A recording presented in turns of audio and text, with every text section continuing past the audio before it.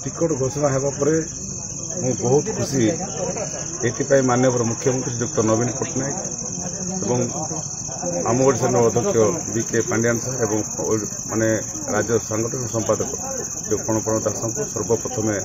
मो तरफ हार्दिक अभिनंदन एवं कोरापुटिया जुहार प्रदान कर आज विशेष भाव में खुशी लोकंकर समर्थन को एवं लोकंकर आशा विश्वास को आज मत टिकट प्रदान कर धन्यवाद ज्ञापन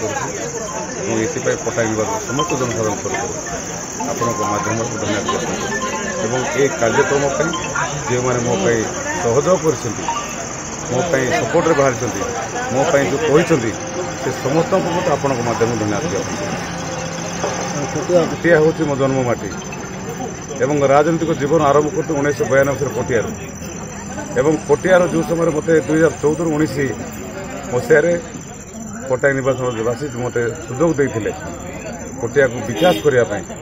माननीय मुख्यमंत्री से समय 200 कोटी टंका पैकेज